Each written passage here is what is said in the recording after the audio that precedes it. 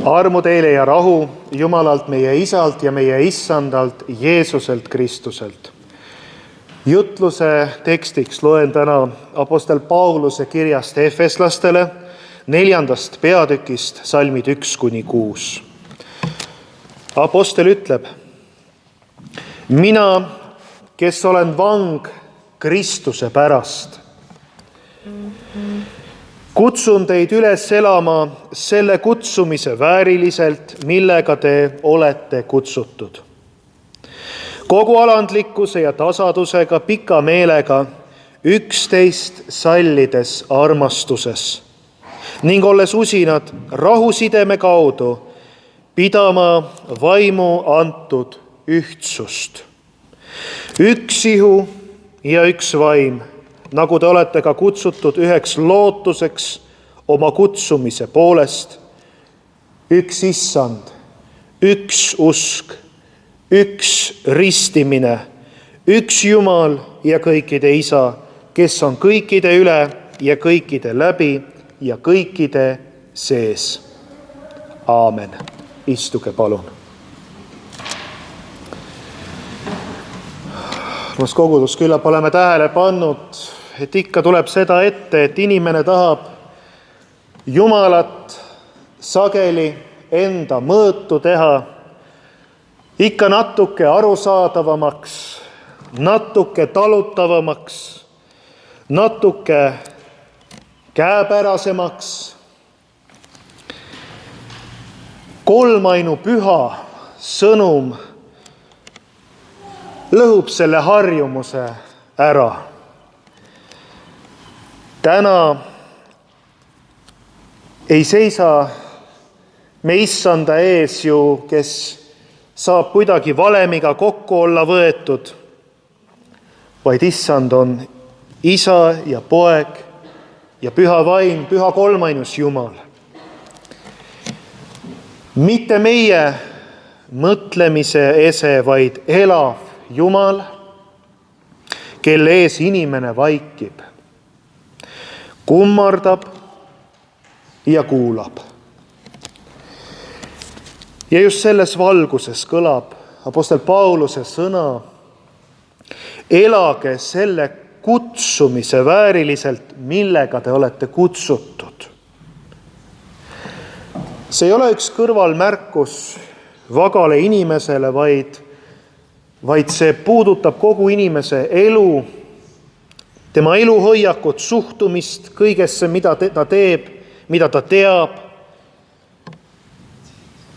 Ja Pauluse sõnum ei alga sellest, kuidas inimene end kokku võtab, vaid sõnumi kese on sellel, et inimene on kutsutud. Ka meie teiega me oleme kutsutud. Ja see on suur vahe. Üks eluviis sünnib sellisest pidevast pingest ennast Jumala ees kuidagi tõestada. Teine sünnib sellest, et inimene teab, kellele ta kuulub. Esimesel juhul võib usk muutuda väga kiiresti selliseks silmakirjalikuks etenduseks. Silmakirjalikkus tähendabki sellist näitlemist, väliselt ollakse teistmoodi kui sisemiselt. Tuleb ju jätta mulje. Me oleme näinud seda ju küll ja veel. Inimene püüab jätta muljet teistele, ütleb, et ma saan hakkama, mina olen tubli, seda enam ma olen ju usklik inimene. Teisel juhul on inimene ausam.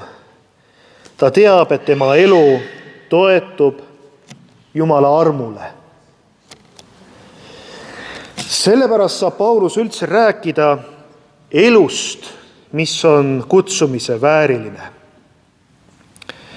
Mitte ühest säravast välisest usupildist, vaid päris uskliku inimese elust, koos kõikide võitlustega, koos kõikide katsumustega, kogu sellest enesest loobumise, pühendumisega, aga Jumala abiga, olles Jumalale lähedal, kus inimene õpib sammhaaval käima selles kutsumises, kuhu Jumal teda on asetanud. Ja seepärast nimetab Paulus ka nüüd need hoiakud, millest, usun, et te nõustute, siin maailmas ka väga puudust tuntakse. Alandlikkus, tasadus ja pikk meel. Neid sõnu kuulutatakse ja ka kuulatakse ikka kirikus ja võetakse rahulikult vastu see sõnum. Aga maailma minnes ja igapäevases elus tegelikult need sõnad lähevad kalliks maksma. Sest alandlikkus tähendab, et inimene ei pea ennast iga asja keskpunktiks. Tasadus tähendab, et inimene ei plahvata iga kord, kui miski riivab. Pikk meel tähendab, et inimene ei tüdine teisest inimesest ära. Selle mõõdupuu järgi on lihtne näha, kui habras, tegelikult kui habras on meie vaimulik fassaad. Igaühel on kusagil see tasand, kellel kõrgemal, kellel madalamal, aga kusagil see tasand, et pigistada meid tugevamalt. Kui meil on palav või külm, kui meil on nälg või janu, kui meil on väsimus, kui meil on veel midagi puudu, kui meil tööl ei lähe hästi, kui meil suhted on keerulised, õues vihma sajab ja veel mingid asjaolud ja nii paha on olla. Ja keegi veel ütleb ka midagi. Siis see sisemine selline väljapurse väga kerge tulema. Tegelikult, kui me oleme ausad, siis teinekord piisab lausa väga vähesest, et see meie tubli olemus mõraneks. Keegi ei tänanud meid, keegi rääkis kusagil liiga kaua ja liiga just meile, meie olukorra tõttu. Keegi võib-olla ei arvestanud minuga ja läks minust mööda. Keegi ei teinud minust välja. Keegi jättis hea sõna ütlemata, kui ma nii vajasin seda ja nii edasi. Aga just seal, sellistes väikestes kohtades saab nähtavaks, kas inimest juhib tema solvunud mina või püha vaim. Tavaliselt need võidud meie võitlustes toimuvad väikestes asjades. Kas või lihtsalt nii, et inimene kuulab lõpuni kedagi, kes võib-olla kõneleb temale mingis olukorras. Võib-olla ta ei hakka kohe vaidlema või ta ootab 10 sekundit. Kui see võte on, et oota 10 sekundit ja mõtle natuke enne, mida sa ütled ja siis alles ütle. Ja nüüd selle sõnumi peale me näeme Apostel Paulus, mida ta ütleb, ta lööb 7 korda ühe ja sama naela pihta nüüd. Ta kordab 1 ihu, 1 vaim, 1 issand, 1 usk, 1 ristimine, 1 Jumal ja kõikide isa. Armsad, see kõlab nagu vastulause sellele, mis meid teinekord nii laiali kisub. Meie maailm harjub lõhenemisega kiiresti. Inimesed jagunevad leeridesse, peredes, inimesed vaikivad, kõnnivad üksteisest mööda. Kogudustes kasvatatakse kusagil oma väikest territooriumi. Paulus räägib teistsugusest olukorrast ja teistsugusest korrast, koguduse ühtsus, aga ka pere ühtsus. Ei sõltu sellest, et kõik oleksid ühesugused, vaid sellest, et kõik seisavad ühe Jumala ees. tänasel pühal, kolmainupühal, muutub see eriti selgeks. Kiriku kese ei ole ju meie ülihea omavaheline sobivus alati, vaid mis on kiriku kese? Kiriku keskmes on Kristus, laiemalt issand ise, isa, poeg ja püha vaim, see kolmainus Jumal. Kogudus ei püsi koos meie hea olemuse ja iseloomu jõul. Ta püsib koos, sest Jumal hoiab seda koos. Sellepärast kõlab tänases teenistuses eriliselt ka 95. psalmi algus, ma loen selle ette. Laulik ütleb, tulge, hõisakem issandale, hüüdkem rõõmuga oma päästekalju poole, tulgem tema palge ette tänamisega. Hõisakem temale kiituslauludega. Tulge, kummardagem ja põlvitagem, heitkem maha issanda oma looja palge ette. Armas kogudus, endas sõnades siin rõõm issandast ja aukartus tema ees käivad koos. Hiob, täna kuulsime ka Hiobi raamatus, tema lisab teise joone, Jumala valgus on nii ere, et inimene ei suuda teda oma pilguga valitseda. See ei ole võimalik. Ja see on meile väga kainestav. Me elame ajas, kus arvatakse, et väärt on see, mida saab lahti seletada, läbi katsuda ja kontrollida. Aga Jumal ei mahu sellesse raami. Jumal ei ole kuidagi meie mõistuse trofee. Tema ees jääb ja peab jääma ruumi imestusele, imetlemisele, isegi ka hirmule tema vägevuse ees. Pigem räägime siin sellisest aukartusest, sest me teame, et ta on armastav issand. Aga just selles olekus, kus me tunneme ära, et õndsad on vaimust vaesed, nende päralt on Jumala riik. Kus meie tunneme ära, et suure kõige väelise Jumala ees meie oleme väikesed, aga Kristus on meile kõik.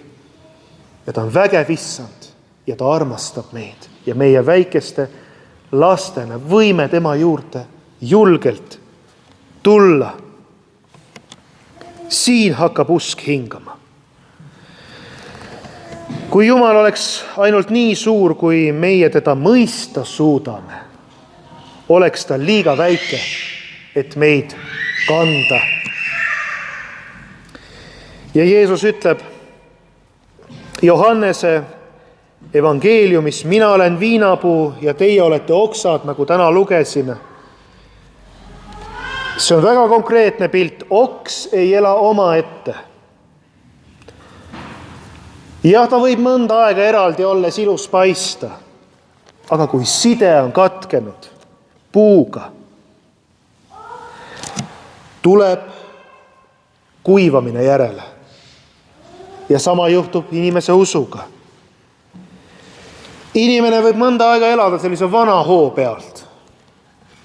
No isegi seda, et käib kirikus ja kasutab õigeid sõnu. Me teinekord püüame hoida seda välist vormi. Aga kui osadus Kristusega kuivab, siis kuivavad varsti kannatlikkus, kuivab rahu, armastus. Meie tahame nii tublid olla ja justkui ise pingutada, aga need tulevad välja siis, kui me oleme issanda lähedal. Ühendatud temaga, osaduses temaga. Sellepärast ei ole küsimus ainult sellest, mida me teeme, vaid konkreetselt sellest, kelle küljes meie püsime. See võib olla ja välja tulla väga väikestes asjades. Ja väga lihtsalt. Inimene võtab päeva sees aega palveks ka siis, kui päev on tihe. Kui teil on tihe päev, mõelge, millised hetked teie elus on peale söögipalvete. Need, et sa pöördud issanda poole, tänad teda, palvetad, räägid issandaga ja siis lähed edasi oma toimetamiste juurde. Sest ta teab, inimene teeb seda, sest ta teab, et kui ta selle tegemata jätab, siis läheb süda kõvaks. Siis läheb süda paadunuks, siis süda ei mõista enam issandat. Aga kui ei mõista issandat, ei mõista ka ligimest. Sest igaühes meis on olemas Jumala näolisus. Ja siis tuleb Pauluse selgust toov sõna hoidke vaimu antud ühtsust. Ta rõhutab rahusideme kaudu. Ühtsus ei lagune tavaliselt suurte vaidluste all, vaid väikeste asjade tõttu, mida peetakse tühiseks ja siis see ühtsus mureneb tasapisi, väikse sammu kaupa. Üks kibestunud märkus, kellegi tervitus, mis jäi andmata mingis olukorras, üks solvumise ring, mida inimene pärast toidab, mõeldes sellele päevade kaupa. Aga nii murenevad ju kodud. Nii murenevadki abielud. Nii murenevad sõprused, nii murenevad kogudused. Ehk siis, mida apostel meile ka tahab öelda, on see, et rahu ei ole miski, mis ise püsib, vaid rahu tuleb hoida aktiivselt. Seda tuleb hoida püsivalt, pidevalt ja mitte kuidagi lärmakalt, vaid ustavalt. Mitte loosungitega, vaid sellega, et inimene, veel kord, need samad väiksed olukorrad, kuskil halb sõna jääb ütlemata, mõne õiguse tagaajamine jääb ära, solvang jääb kasutamata ja nii edasi. Aga see tegelikult on argielus palju keerulisem. Igapäevaelus on see palju keerulisem, kui lihtsalt räägime suurtest sõnadest, ühtsusest. Aga meie kogudusena oleme kutsutud olema sool selles maailmas. Maailm ei vaata rahule selliselt. Maailm ei vaata armastusele selliselt, nagu Jumal kõneleb koguduses. Aga hoidkem siis rahu ja armastus eneste keskel, mille järgi see maailm tunneb ära, et meie oleme Kristuse jüngrid ja julgegem viia seda Kristuse olemust, mis saab meie kaudu särada, kui me oleme tema lähedal. Julgegem viia seda maailma sekka. Niisiis, armas kogudus, tänane püha, kolmaine püha seab meid õigesse mõõtu. Me ei ole need, kes Jumalat kannavad, vaid need, keda tema kannab. Me ei loo kirikut või kogudust omast jõust, vaid elame armust, mille isa annab, mille poeg on avanud ja mille püha vaim,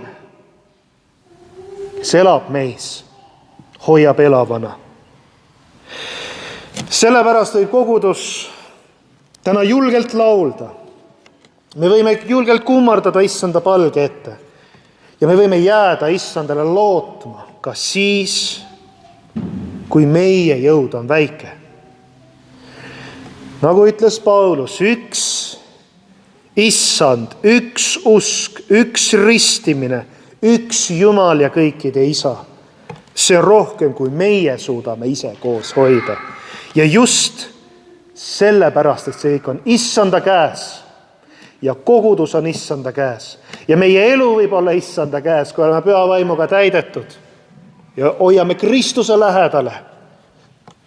Kui joondame oma tahet issanda tahtega, siis me saame näha, et issand ise hoiab kõike koos.